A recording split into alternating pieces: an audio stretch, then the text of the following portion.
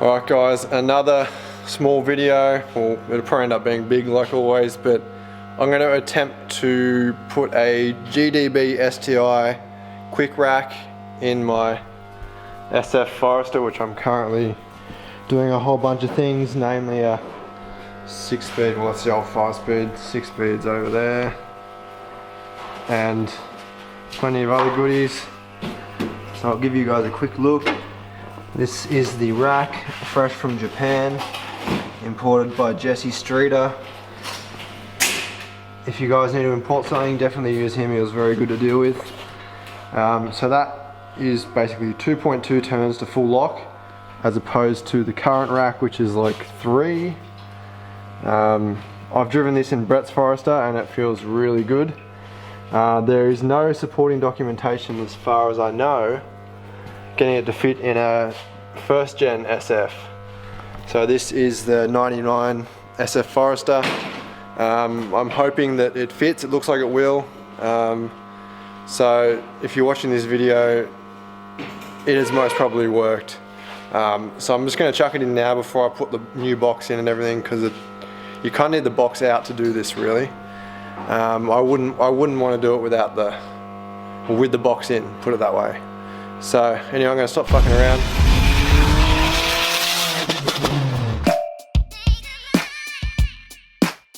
Alright guys, so I've got the 2 clips off. I've undone the feed and return line from the rack. Also remember to undo your spline section, the knuckle I guess you call it. Is that what it's called, Ben? The knuckle, the steering knuckle? Yeah, the universal joint. This dude up? Oh, it's already off. And then she should just drop out. Drop like the bass. Insert bass drop. Drop that shit.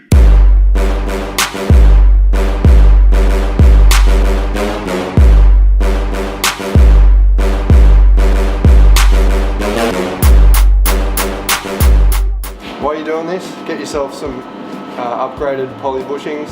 I had a feeling that I did Super Pro ones. Thank fuck I did, so I didn't buy any. Oh, there you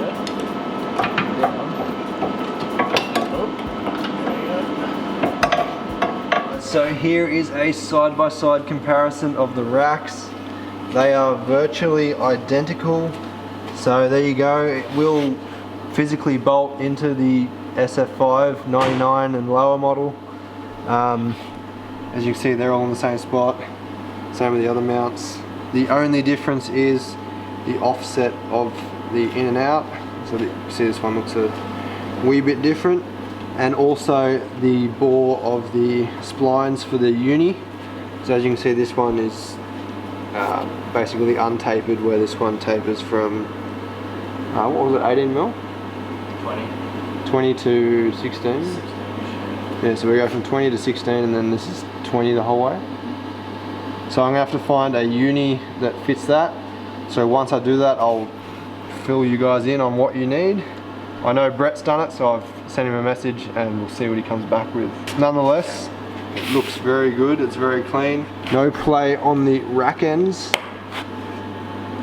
Unlike this one of them was a bit wobbly.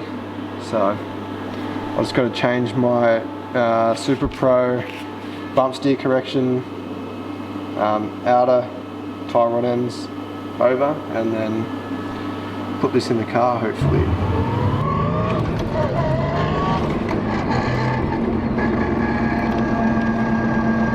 Alright guys, so it is 6:40 in the morning the next day. Before Brett's coming to put the 6-speed in, while I'm on the road, I'm going to drive out to Peakhurst to All Drive Subaru, which I'm hoping, I'm going to give them a call in a sec. I'm hoping that they have the right size steering knuckle uni joint to fit my new STI quick rack. So yeah, next you see me, we'll be back in the workshop and we'll be actually doing some better work again. So. Alright guys, so I've just got back. I've been to All Drive Subaru and it is currently 10:16. I finally just got back, I can start some work. So I found this. I can't remember what car it was off because it had a tag, but it's missing. It's in really good nick. Judging it by eye and the verniers, it's very close. And I actually tested it on one of the STI racks there, which by eye looked exactly the same. So let's go and see if this actually works.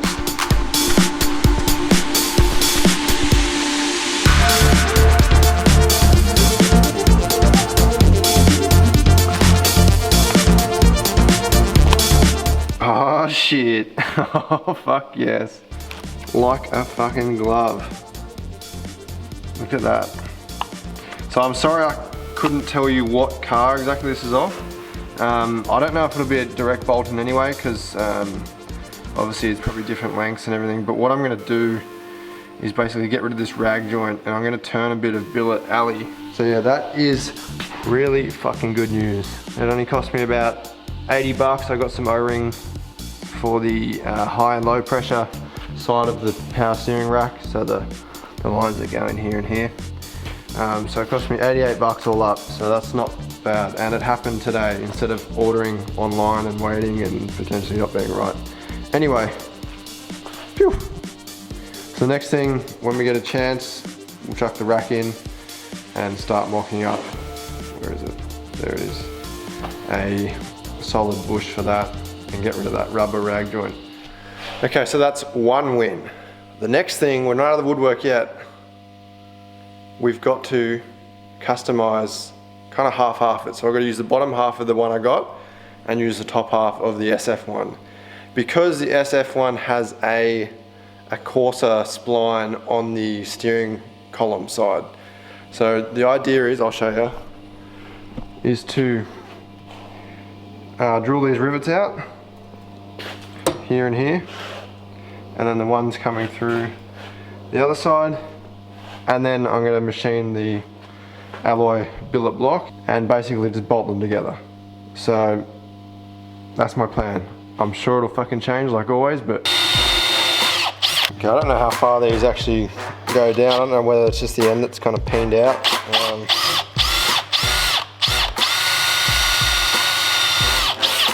Time for a bigger size, I think. I reckon it needs about that. 11/32. How stupid is Imperial? Almost. Just a matter of getting the knockometer and giving it a bit of a tap. Here we go. There you go. Easy. Alright guys, so just like that, we've got the best parts of both cars. So this is the new donor one, which suits the new STI quick rack. So that'll go down there. And we've got the one that suits the FOS steering column, like so. All we're going to do is offset them properly, and then get the right height with a, I'll hold this way, get the right length and height with a spacer. Right, so the next thing is to get the rack in the car, and obviously before you can do that you want to set it up. Firstly, I've put my Super Pro poly bushings on the new rack, as you can see.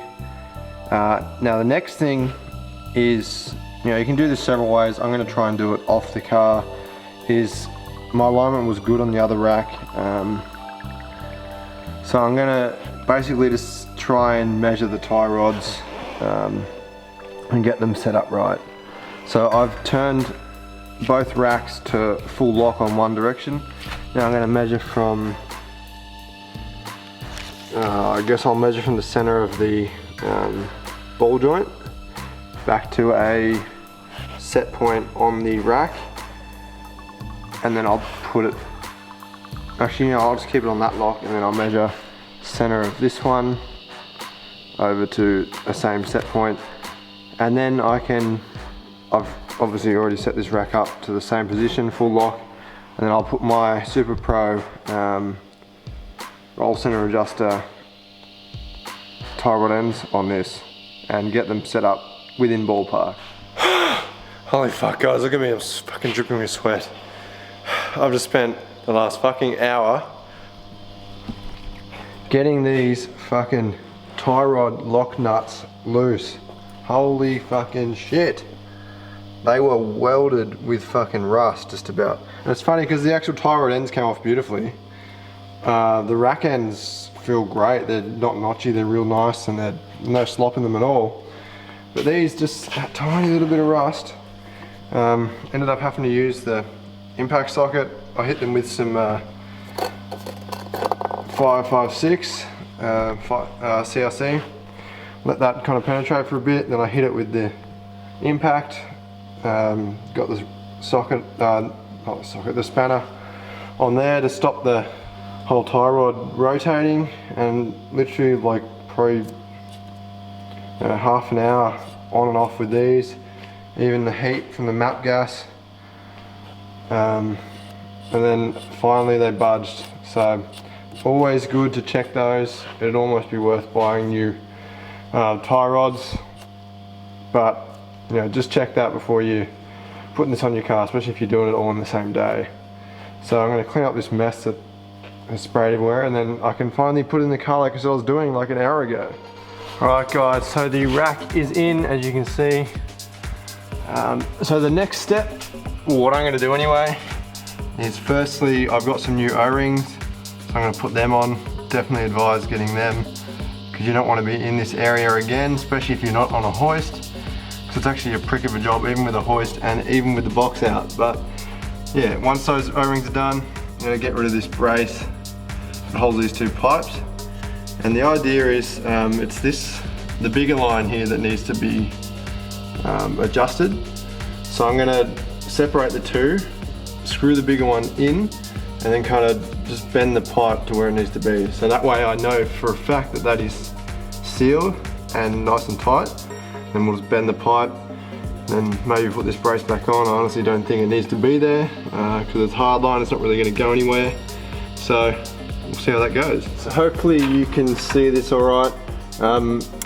Because of the weird angle of the port that it's got to go onto, I have to actually kind of bend it down that way a little bit. So I'm going to show you guys how I did it safely.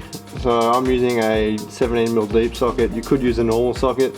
You actually want to put it on that nut, and you want to keep that nut up against that collar, and you can basically very carefully just kind of bend it back like that. It's not ideal, but it will do the trick just enough to get it started. Then you can play around with it a bit more with a hammer or something and sculpt the shape of the pipe. So just thought I'd share with you guys my little trick for doing that. So once that's, I guess, manipulated enough to be able to get into the port and screw in, the other one should be fine. It looks like it's in the exact same spot. I'll obviously manipulate that pipe with a rubber mallet or something, just bend it so these two are obviously out of the way of the up pipe of the exhaust, and just generally out of the way of everything like the steering knuckle, etc. So the lines are finally in. Hopefully you can see, I'll put some photos on the screen anyway about how I've bent them. Takes a little bit of fan dangling. The little, I'm guessing high pressure line needed to be bent as well, but nothing too crazy. Just be careful when you're screwing these in, because they are actually basically out of eyesight, so you've got to make sure that they're going in dead true, because the last thing you want to do is trip the threads on either the tube nut or the rack. So as you can see, I've got my unis in, and I actually found the perfect bit of offcut on the lathe lying around, a little bit of 50mm billet, so that will just fit in between there, and we'll tap some threads. So we're just going to have some lunch now, and then I'll go face it off on the lathe, and we'll show you guys how to set that up. So my man Brett is here. G'day, g'day. Nice shirt too, bro. It's going to be a shame when you get it all covered in oil today. So the plan is to finish off the steering rack. It is crucial that you need to have your rack basically in the center. So what we're thinking is, because it's all taken apart, because we're still putting the gearbox in and stuff, If we push the rack all the way to one lock, and then we'll measure from a set point on the car, say like this bracket, to a set point on the tie rod, like this little rebate here, and then go all the way to the other lock, measure that, and then halfway between that it should be center. Would you say so? Yeah. So we're going to do that. Hopefully, I think you'll also have to get in the car and just hold the wheel straight, I'm guessing, and then we won't find out till it's all bolted back in, but we'll be putting the box in today, so we'll find out soon enough. Alright, so we've got the billet in the lathe. I'm just going to face up, so this face here is already finished. I'm just going to face up this, because as you can see, it's got a slight deformation, whereas the side on this is pretty good.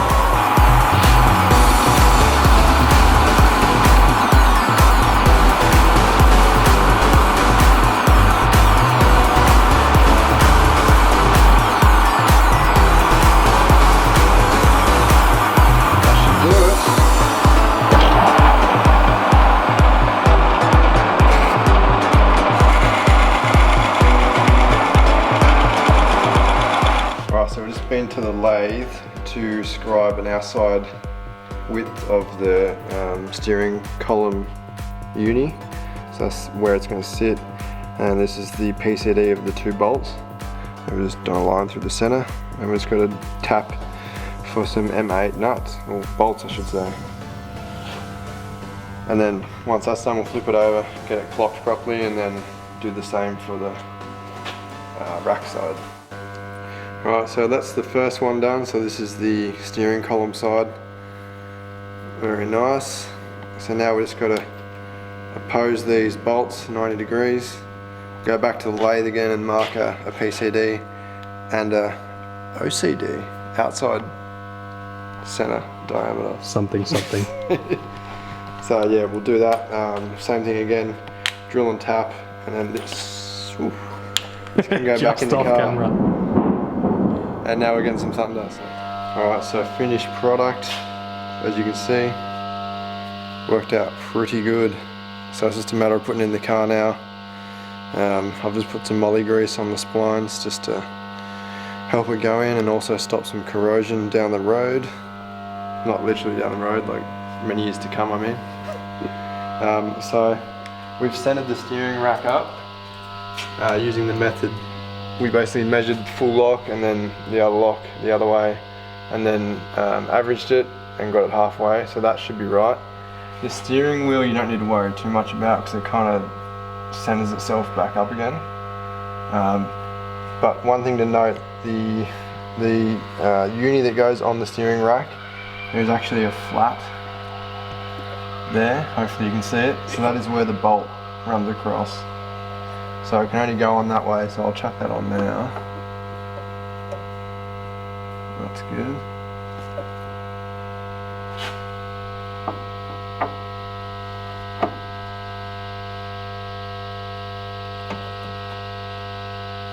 So if that steering wheel is still centered in the car, then we are laughing. Might be able to peekaboo it.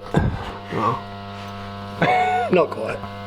yes, should be. So one full turn. Oh, not even one full turn.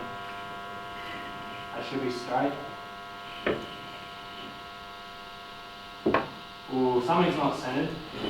Yeah, I was looking at that.